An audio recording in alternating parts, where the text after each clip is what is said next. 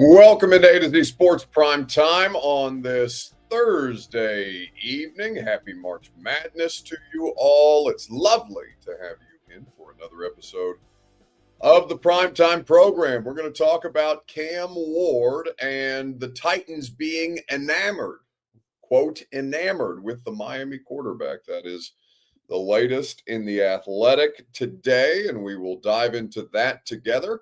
We'll also talk about something that seems to have one particular member of Titans media been out of shape. And I'm not quite sure if that's a media thing that he is getting bent out of shape over, or if fans actually do care about not hearing from free agents who the team has just signed. Also, they signed Lorenzo Carter, the pass rusher formerly of the Giants and the Falcons, to a deal today. So you're getting a Carter to be a pass rusher, but maybe not Abdul Carter at this point in time. We will get into all the different things that we have for you. We got a weekend bounce back for you as well. If you are feeling it tonight, we appreciate when you share the show around on Facebook, YouTube, Twitter, and Twitch. In fact, it would be a great deal of help to me if you would share the show around, because Bert normally does that for me, and he's not here because apparently, he had a big corporate situation that he was a part of yesterday. He was shepherding around a bunch of Cumulus media executives during the radio show yesterday. Couldn't be bothered to participate in the radio show. Now he's taking prime time off tonight because, I don't know, he's going to go get drunk in the streets somewhere to celebrate his tremendous victory as a newly found suit. But we will soldier on together, and we'll look forward to diving into all of these things, because it's interesting what Joe Rexrode wrote this morning in The Athletic as a part of the most recent mock draft that they put together of NFL beat writers. And though Joe is not a beat writer in the traditional sense at this point, he's covering college basketball primarily for The Athletic, he still is good at finding nuggets, and he found you a particularly good one today that we will dive into together. Major Keys says, I almost read that live on the air. You don't tell me what to do in my free time, but I almost put that comment up on the screen. And for those of you who are viewing on YouTube tonight, perhaps you can figure out which comment I almost threw on the screen based on whose name I read. Curtis says Paul's blood pressure has to stay high, talking about Kaharski. Yeah, we'll get to that later on too, because I think, I see both sides of it, but I'm curious to know how fans feel about it, because I know how media feels about it, and we can cross that bridge when we get to it. But before we get into it, share the program around Facebook, YouTube, Twitter, and Twitch. You know the vibes. And I'll go ahead and get this thing rolling. Welcome into A to Z Sports Prime Time from the Zen Sports Studios. I'm your host, Buck Rising, and I am proud, as always, to be presented to you by the wonderful people at TrueMath Fitness. TrueMath Fitness in the Gulch is where you go for the best workout in Middle Tennessee. No workout ever recycled or repeated, just the best at TrueMathFitness.com. By Two Rivers Ford, speaking of the best, they are the South's most trusted Ford dealer online at tworiversford.com for more information. It's truck month, so you need to get out to Two Rivers ASAP. By Bart Durham Injury Law, you deserve to be paid if you've experienced an automobile accident or have suffered a personal injury. Bart Durham and their team will get you on the right track to compensation. And Zen Sports, speaking of getting compensated, betting just gets better when you wager on the tournament, all the madness going on the NBA, on the NHL, all your favorite major sports at zensports.com. So, mock drafts at this time of year, there's very little that you stand to learn from mock drafts if you're the team that's picking first overall, because while the organization has not come out and said outright, hey guys, we're drafting Cam Ward, quarterback out of Miami, with the number 1 overall pick in the 2025 NFL draft, they have not said that. They don't necessarily have to, though it would probably make some people feel better about just taking any margin for, I don't want to call it margin for error, because you could do worse than drafting Abdul Carter or Travis Hunter, and certainly a team that gets Shador later in the first round or potentially in the second round, depending on where he ends up going, probably will feel pretty good about that fit when they draft that player. But all the moves that the Titans have made are leading us towards a path where the only thing that makes sense is Cam Ward with the number 1 overall pick. So now that we're through the first couple waves of free agency, teams obviously will continue to sign players. I mean, now throughout the course of the NFL regular season, by the time we get there, that process never really stops. Free agency is basically constant free agency until you get towards the actual end of the NFL playoffs and things like that. But that's my point. We're now through the bulk of free agency, the rush of free agency. Now we can start to make a little more sense of what teams are doing. And again, because of free agency, the only thing that it makes sense for the Titans to do is to draft Cam Ward number 1. So your Two Rivers Ford take on Facebook, YouTube, Twitter, and on Twitch. What is the best draft comparison or player comparison that you have been able to come up with? If you're somebody who watches Cam Ward on a regular basis, if you're you don't necessarily have to be grinding tape to look up a couple of Miami games on YouTube or whatever. What is the best draft comparison or player comparison that comes to mind when you watch Miami quarterback Cam Ward? It's your Two Rivers Ford take. As always, it's presented by the South's most trusted Ford dealer. That's Two Rivers Ford in Mount Juliet or online at tworiversford.com. It's truck month. You can go out there and get awesome savings and awesome financing. When you finance through Ford Credit, you can get 2.9% APR at Two Rivers Ford. It's an excellent deal on the baddest truck on the road, the F-150. tworiversford.com for more information. All right, so let's read this excerpt from The Athletic before we get into the Cam Ward comparisons. Joe Rexrode, who has covered the team for an extended period of time, continues to do local radio here, obviously, but his writing for The Athletic has shifted towards college basketball, but he's obviously very familiar with the team. Writes this because they did a mock draft, a beat writer mock draft. So things have changed since the end of the regular season, and this is the first one that they've done since it sounds like mid-February. And here's what Rexrode writes. That's not an easy thing to say. Rexrode writes, the transition is complete. From suggestions early in the offseason, the Titans were looking to bail out of this spot and pick up much-needed draft capital or take Travis Hunter or Abdul Carter after signing a veteran quarterback starter, to the reality that Ward is the guy. The veteran market may have something to do with that. The lack of urgency of potential trade partners may have something to do with it. But the Titans clearly grew enamored with Ward as they got to know him during the process and listened to him talk through the film that is both exciting and a bit too risky at times. This organization successfully drafted one franchise quarterback high in the draft, Steve McNair, in 1995. Ward follows Vince Young, Jake Locker, and Marcus Mariota in the list of attempts over 30 years since then. So, a lot of interesting players there, and talking about first-round players that the Titans have drafted to play quarterback in the Titans era, right? McNair, Vince Young, even though McNair was drafted by the Oilers. McNair, VY, Jake Locker, and Mariota, all the attempts that the Titans have made to rectify the quarterback position in the first round since they moved to Tennessee. But the phrase grew enamored with Ward is an interesting one because that was not something that we necessarily knew to be fact, but there was some good reporting from Jeff Howe and Joe Rexrode about the Titans process and the interview process for Cam Ward and how ultimately a couple of different things factor in here. As Rexrode points out, veteran quarterback market, not great.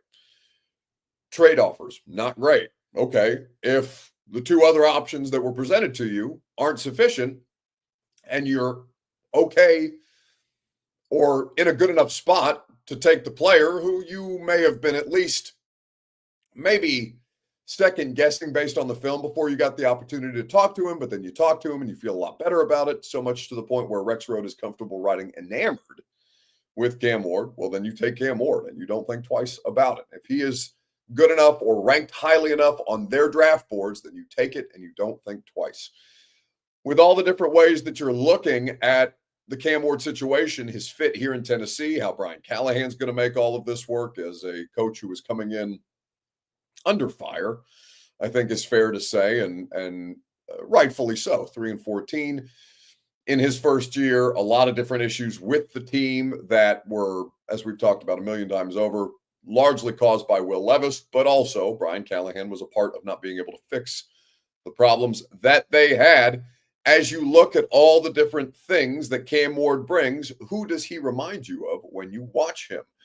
Kane says, let him just be Ward. And that's fine. And that's how he'll answer the question for sure. But no, it's just a part of the process. You can say, well, just let him be Cam Ward. And then immediately when you watch him play, you're like, oh my God, he reminds me so much of X. There's nothing wrong with draft comparisons. He is free to be Cam Ward, and however Cam Ward will define himself has yet to play out. He's yet to even be drafted into the NFL. He's yet to participate in a practice, sit in a meeting, throw a pass to an NFL receiver, all these different things. So yeah, he'll have plenty of time to be Cam Ward. But between the time that we are currently at on March the 20th and more than a month from now, there's nothing wrong with doing draft comparisons. Those are for us, not for him. So as you look at all the different things that Cam Ward brings to the table, which is a live arm, not the strongest arm in the world, but a live arm, mobility, but not the greatest mobility. He's not an overwhelming plus athlete. He's not Lamar out there, right? But he's mobile. Creativity that he brings to the position, which is, I think, where a lot of the Patrick Mahomes comparisons are born out of, that they are both very capable when it comes to making creative throws that would not necessarily be conventional, but work for them. And so when we had Nate Tice, who wrote a deep dive, a really excellent deep dive, as Nate always does, he's done one on Shador and Cam Ward at this point in time. But when we had Nate Tice on the radio show, what was that, Tuesday of this week, he made the comparison to none other than Steve McNair. And you'll hear from Nate why here in just a second, right after I remind you that the Primetime program is made possible by the wonderful people at True Math Fitness in the Gulch. Normally, I would go to True Math Fitness on Fridays for personal training, but Worth Campbell is in New York and he does the personal training there. So I am going to go back to True Math next Friday when he returns from his trip. But you can always go for group fitness classes. And if you're a member, you can go to work out as you please in their open gym. Their facility is top notch. Their coaching staff is awesome, and they will help you accomplish your fitness goals. Go to TrueMathFitness.com for more information. Your first workout as a Middle Tennessee resident is free. All right. So Nate Tice came on the radio show and made the comparison that not a lot of people would be comfortable making and not a lot of people would accept were it coming from anybody but someone like Nate Tice, who you know studies this stuff in great detail.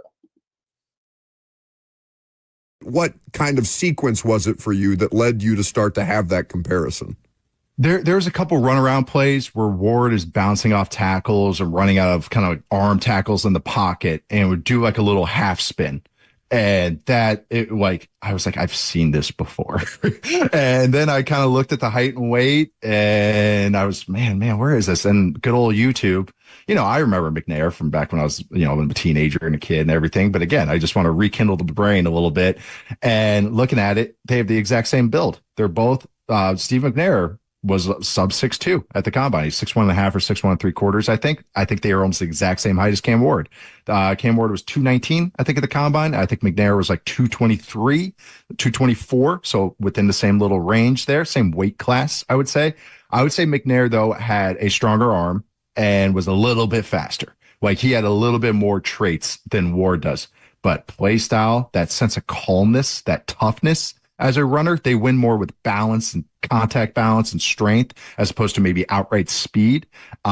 Throwing creativity, I thought McNair was always one of the best players I've ever seen throwing on the move. And I think Ward is very accomplished in that area as well. It just happened that, the Titans might be taking Cam Ward as the number one pick. And the McNair was my comparison even from a few months ago, just waiting for the process to kind of like maximize where eyeballs on it.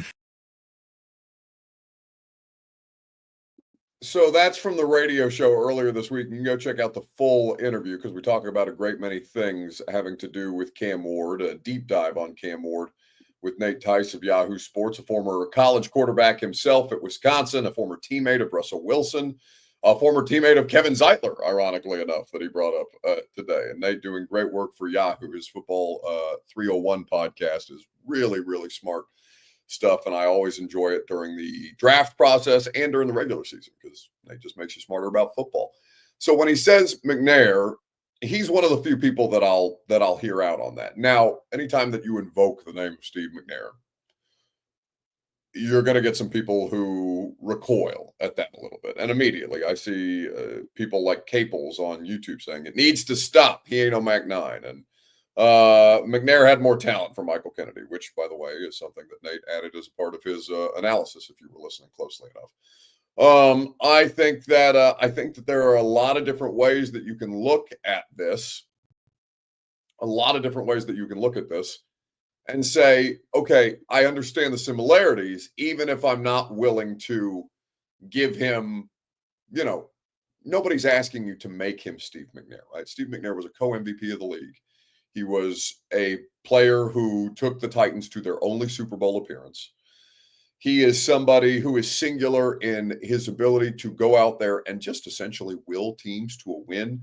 His toughness is singular. He's a very different type of personality from Cam Ward. Steve McNair, more reserved. I wouldn't call him to himself, and I wasn't here when McNair was a quarterback on the roster.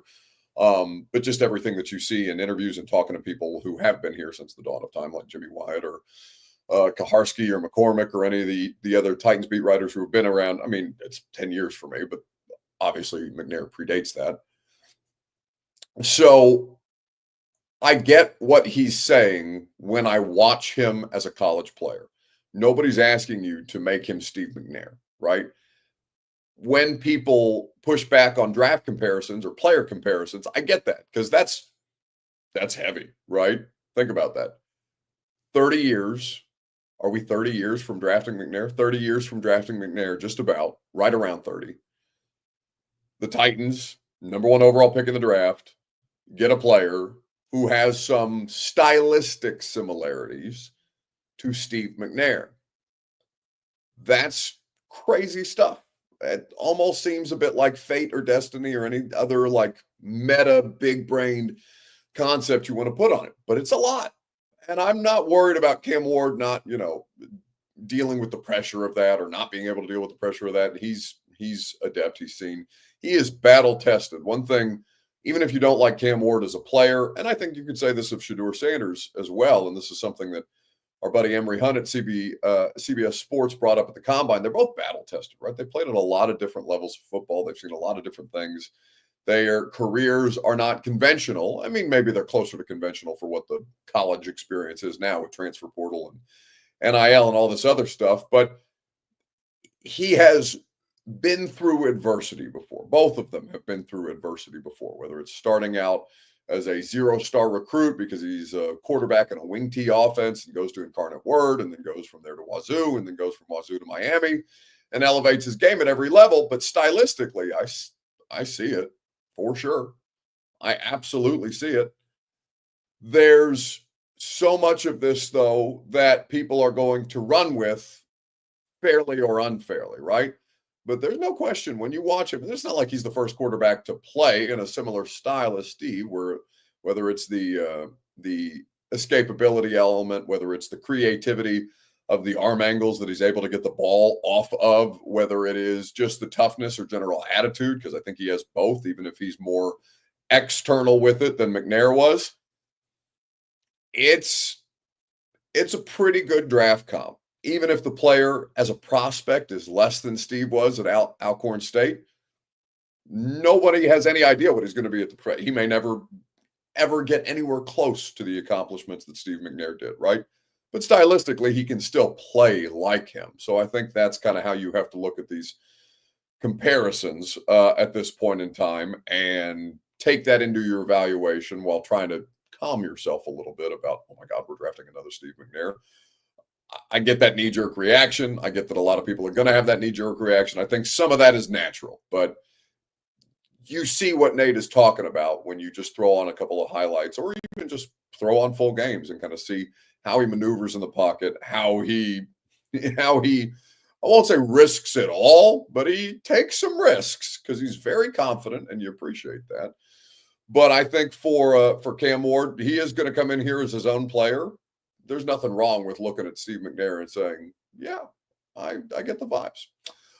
A to Z Sports Prime Time is presented by the wonderful people at the Ashton Real Estate Group of RE/MAX Advantage. Don't sell without the intel. Get the intel edge you need to succeed. at GaryAshton.com, the official real estate agent of the Preds. All right. So from Cam Ward, who seems inevitable, to something that was, got a lot of buzz on the internet this week. And I'm just trying to figure out how much Titans fans actually care about this, or if this is just something that media gets caught up in, because we live in two different worlds, right?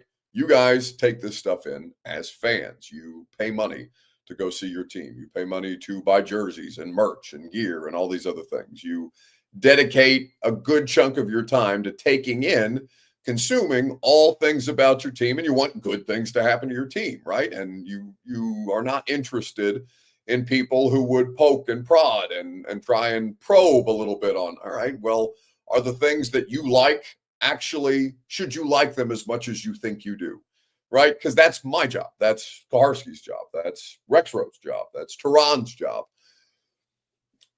And we all do the jobs differently, but it is a job at the end of the day, right? We approach these things differently. We have different worldviews. Yeah, there's nothing wrong with that. Sometimes it's good to be reminded, I think, and oftentimes I think it's good to be reminded, if you're a media person, that we don't consume these things the same as the fans. So of course they're going to have different perspectives on this than we do. And I think, while maybe it's a tall order or a long shot for us to ask fans, hey, maybe take into consideration what our angle on this stuff is, because why would you? You don't have to. It's not your job. It's our job. So I think that when this came out earlier this week, when the Titans decided, because I was texting people last week, hey, are you guys going to have media availability for all these players that you're signing? Because now with Lorenzo Carter, they're up to 10 free agents. That's a good percentage of the team. That's 1/5 of the team, basically, that you've brought in free agency, and that was to be expected. And there's some players here who are worth asking some questions of, whether it's Brandon Allen or Dan Moore or Kevin Zeitler or Lorenzo Carter or anybody else that they've signed here in the last 2 weeks. And the Titans, for the first time, at least for the first time since I've been here, decline to have free agents meet with the media and take questions. Now, I'm of two minds of this, but I wonder what your perspective is on this. Fair or foul, the Titans not making free agent players available to speak after signing. Now, it doesn't mean that they'll never speak, right? And they're never going to be allowed to speak, and we're never going to be allowed to talk to them or anything like that. It just means that we're going to have to wait. And ideally, you wouldn't like to wait, because today I saw that Jimmy Wyatt, who works for the team and obviously is in a different category. He's media, but he's in a different category for the rest of us. Jimmy Wyatt did an interview with Dan Moore. That's, fine.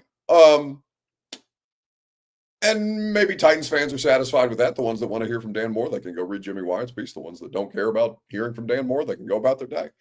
So I want to ask you, fair or foul, how you feel as a fan about the Titans not making free agents available to speak. We'll talk about it together on Facebook, YouTube, Twitter, and on Twitch in the comment section. I'll just tell you for reference, Callahan was obviously here, but I've covered now 2 different general managers in J-Rob and Rand. Borgonzi is the 3rd GM that I've been here for. I got here in the last year of Rustin Webster. He got fired the first year that I got here. So I didn't really have as much exposure to Rustin Webster or Ken Wisenhunt as I did Mike Malarkey and John Robinson and Mike Vrabel and Carthon for a couple of years there. But this is something that Karski in particular was crashing out about. And I get both sides of it, because a lot of you were very quick to go after Paul, and regardless of what Paul does, many of you are very quick to go after Paul. And that's fine, as is your right. I think some of you are a little harsh on him, but I get it. He invites a lot of these different things. The question is, what is your feeling about it, fair or foul, the Titans not making players available to media, which would then make them available to you in a different setting? Christofero, I believe is how I say it, says fair. He's all right with the team not doing it. Trey on YouTube says don't care if they have an interview and just show up on the field. Derek says PK's crash out today was legendary. Yes, he compared Jimmy Wyatt to Russian state-run media, which, it's state-run media. I think, if you caught Jimmy in an honest moment, he doesn't love that element of it either. But that's the I don't want to say the price that you pay. Jimmy was right to leave newspapers and go work for a team. That's way better job security. And Jim, it was made sense for the Titans because Jim was relentless in breaking stories on their necks. And I wish that Jim Wyatt was still doing that for an independent outlet as opposed to for the team. But I totally get it from Jimmy's life choices standpoint. And that's not my place to criticize. He's obviously done correctly for himself. Comparing Wyatt to Russian state-run media is a bit extreme. Now, it is state-run media, but I don't know that I would go so far as to say Russian state-run media, as PK put it earlier today. I think Ben Hall says, have the Titans thrown journalists off tall buildings or, poisoned them or all the other things that the Russians are accused of doing? I mean, I'm sure they would like to throw some of us off of tall buildings from time to time. And I'm not quite certain that I haven't been threatened with that by previous administrations. I'm sure you could take your guesses, but yeah, it was a bit of an extreme comparison, which is why I thought it was fair to say that he had a bit of a crash out on social media today. Now, let me take it from PK's perspective first. All right. It's bullshit that they didn't make them available, but Jimmy still got an interview. That's bullshit.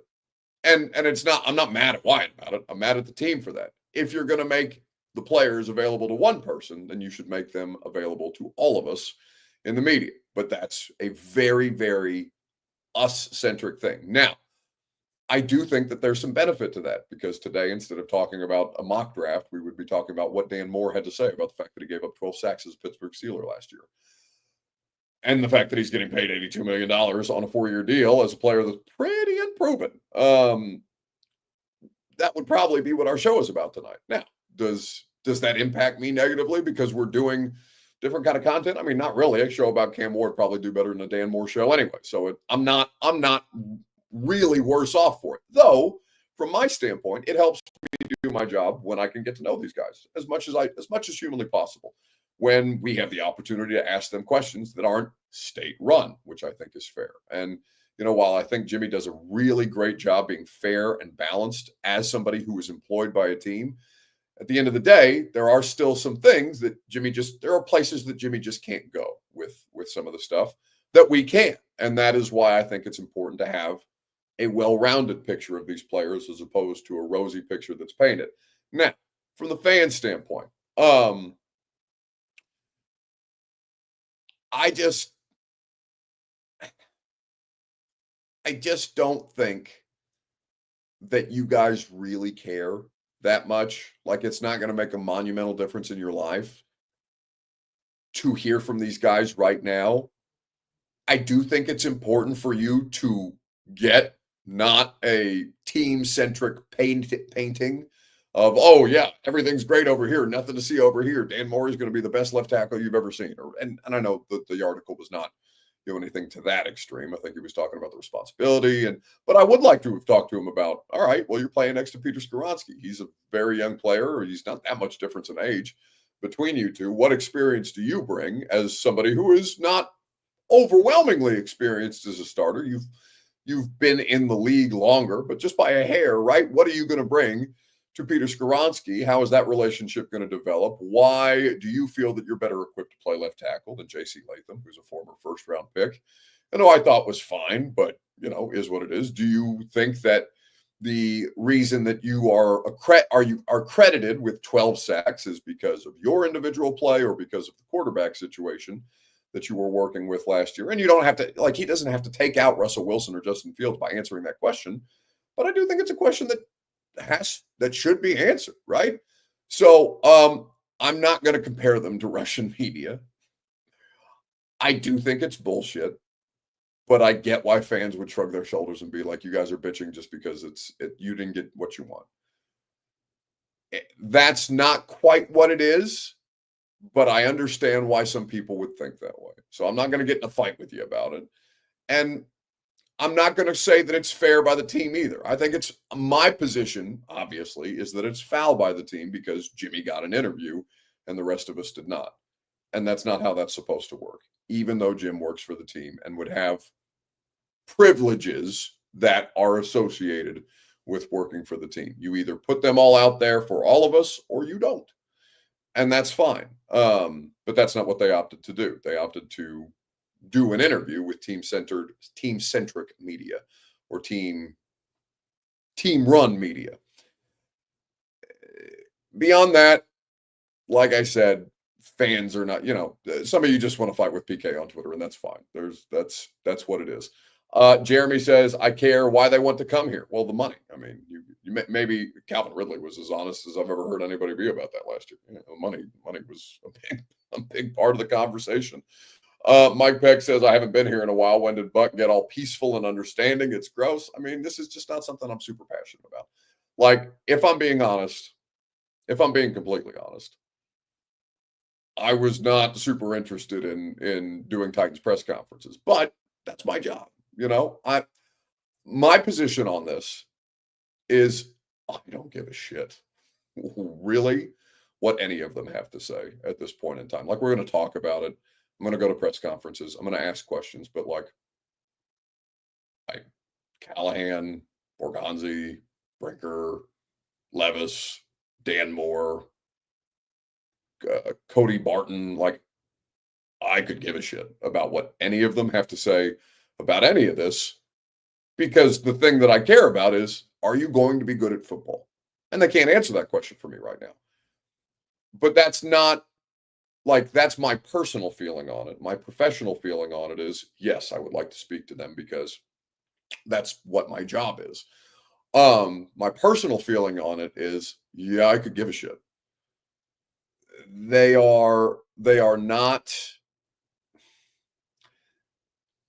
I'm going to try and find a way to say this without sounding like a dick, but they are not important enough right now for me to care about Dan Moore's press conference.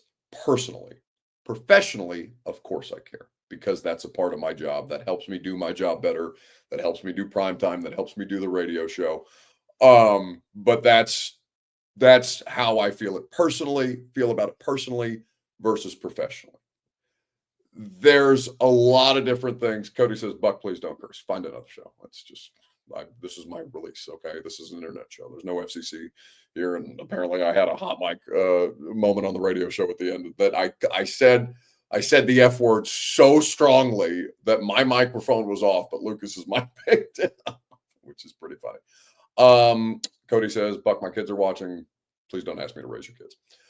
So I think that when you look at all these different things, you have to understand that for the Titans, it is important that they not upsell anybody on anything, because they did so much of that last year, and they were the worst team in football. They were so awful. And I think that the crash out that a lot of people had because of how bad they were was also due in part to the fact that they made you feel like they were going to be better, right? They made you feel like they were going to be better. So the explanation that was provided to me was, well, at least you can't accuse us of upselling. Okay, that's fine. I get that. That's fair. We criticized you for upselling this year. You're not selling anything at all. Okay. But I ultimately think that it is still important to have, for you guys, even if you don't want it, even if it's like asking you to eat your vegetables a little bit, it is important for there to be some level of balance, right? It can't all be happy-go-lucky, circle jerk type of stuff. That's sorry to Cody's kids. It's just, that's not good. That doesn't benefit anybody. That doesn't benefit them to be coddled. It doesn't benefit you to be less informed. It doesn't benefit us to know less about the people that we're covering. So I think there are losses there. It's just, how important is it to you that you are missing out on that component of it? And I think most of you would say, yeah, I don't give a shit. right? Like I just want my football team to be good. And you asking Dan Moore why his statistics don't look like somebody who's worth $82 million, or any of us asking Kevin Zeitler why he's taking a 1-year deal to come to Tennessee at the end of his career when he just played in Detroit last year and could be competing for Super Bowls. All these different things, like these things matter, but I get why they would not be the most important to you. So that's my feeling on it. I think it's foul, even though I'm not going to be super strident about it. I think it's bullshit that that they gave Jimmy an interview without giving the rest of us access. That shit sucks, and that's not how it should be. We'll see if you guys care enough. All right. So we can bounce back. Who needs to bounce back most in sports this week? Wofford needs to bounce back right now. Tennessee handling business against the mighty Wofford Terriers, who advance to the second round as is expected. Let me know in the comment section, Facebook, YouTube, Twitter, and Twitch, who needs to bounce back most. We'll talk about it together right after I remind you that the primetime program is made possible by Zen Sports. You are probably betting on basketball. You should be betting on basketball with Zen Sports and with the promo code ATOZTN. Terms and conditions do apply. Gambling problem, call 1-800-889-9789. Must be 21 plus and in the state of Tennessee to bet at Zen Sports. Also made possible by Bart Durham Injury Law. You deserve to be paid, and the Bart Durham team is there to help you. Go to bartdurham.com, get a free consultation, understand all their areas of practice and how they can serve you in Tennessee or Kentucky, as they have done for over 75 years. bartdurham.com. All right, so with all the different things that you have going on this weekend, who needs to bounce back most? Louisville. God, my bracket needs to bounce back. I had Louisville in the Final Four, and they lost in the first round. That's crazy. I thought they were way underseeded as an 8, and they just did not have anything for mighty Creighton today. So tough scene for my bracket. That needs a bounce back. Pierre says Brian Callahan needs to bounce back for sure next season. Yes, he is in desperate need of a bounce back, and they are hoping that Cam Ward will help provide them to it. Eric Vols says Titans ownership needs to bounce back and not draft Cam Ward. Why? What else are you going to do? Eric, I'll give you a couple minutes to answer the question if you want on Facebook, but like, of all the places that Amy Adams Strunk needs to bounce back, drafting a quarterback when you have none, why would that not be something that is logical and in fact necessary? Your shit would look a lot worse if you did everything that you've done this offseason and then didn't draft Cam Ward. You would look like fools. If you think that I was critical of your football team, well, I mean, I've been pretty critical of them up until the GM search. Like I felt, the GM search I thought went well, but for the prior 8 months to that, if you thought that I was crushing them, then imagine what I would come on here on Friday during the 615 Sessions podcast and say about them if they signed Brandon Allen and made no other moves in the quarterback market and then didn't draft Cam Ward. You don't want to go through a season where you're talking about Will Levis and Brandon Allen playing quarterback for you, do you? I don't either. So you better hope to God that they draft Cam Ward and that the bounce back that you are requesting, and he's not providing an answer here. So I'm assuming that he doesn't feel it necessary or maybe checked out. I don't know, but I haven't seen a response here to why that would be required of a bounce back. So with all the different things that you have going on, I think there's a couple of different places that you could look. Anywhere in sports, you could look for a bounce back, but one in particular that I know people are excited about, which is that the Netflix show Quarterback is bouncing back with a second season that will also involve, ironically enough, Kirk Cousins. The greatest comeback in history. What a grab! Touchdown. The key to success is relentless dedication. Dream big, work hard, and never give up. We're really trying to chase excellence every day. Does it get heated? Yeah, it's a high-pressure situation. Seriously? Mascots? Is this actually the plan? You know they don't even talk, right? We were only gone for one season. You're not really doing that. Ridiculous. Can I make another suggestion? Why don't we just do another season of quarterback? I'm in if you're in. I'm in. Did you really think quarterback was going anywhere?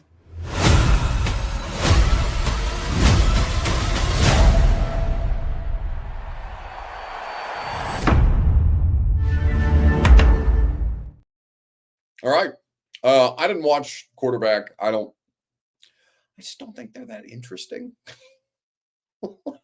Like, I get it. But, I've covered plenty of quarterbacks, and very rarely do they have anything interesting to say. Now, I know Kirk Cousins was a bit of a darling in that one. Joe Burrow has potential to be interesting. It's like Tom Brady. Was Tom Brady interesting as a person, or was Tom interesting as a player? He's fascinating as a player. He's pretty damn dull as a person, and I think that's playing out on television on Fox right now. And that's fine. Like, you don't have to be an interesting person to be excellent at what you do. But it's kind of like Hard Knocks, like the actual training camp Hard Knocks. Like, I cover training camp every year. I don't need to watch more of that. But I don't know. Maybe there's something interesting that will come out of this season.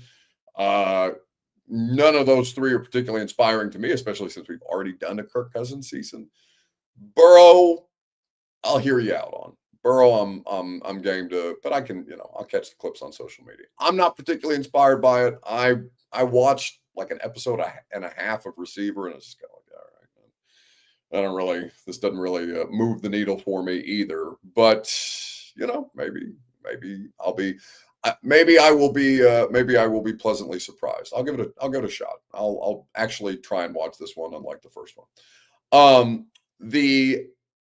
The other part of this that I am looking forward to is seeing how long they can do the quarterback series where quarterbacks are willing to do it. Because the thing that really got my attention was the offseason Hard Knocks, right, with the Giants, and how ridiculous that they looked and how public all of that was. And the fact that the teams have final say on what actually gets out, which is even crazier that the Giants allowed that to be put out into the universe. And now no NFL team wants to do offseason Hard Knocks, which is, of course, the only one that I care about, because they don't want people to see when they make bad decisions, like, for example, trading A.J. Brown or drafting Will Levis or all the other bad shit that the Titans have done in the past 3 or 4 years at this point in time. Cody says, when are you doing the Israel-Palestine analysis? Maybe on the Israel-Palestine podcast, but I will keep you updated as to when we will get underway with my thoughts on all of the different things going on in the world that are not sports related. I'm sure many of you would enjoy that. All right, that's going to do it for us tonight. We appreciate you guys spending your week with us. A radio show, just an hour tomorrow, since we are off the air for the NCAA tournament. So we're going to do a 1-hour recap of today's games in March Madness and a 1-hour preview. Well, 1 hour of preview and recap. And then we're going to get out of there because you guys could use a break, and basketball is way more fun than we are. So look forward to that tomorrow from 10 to 11 a.m. And I will see you tomorrow morning on 104.5 The Zone.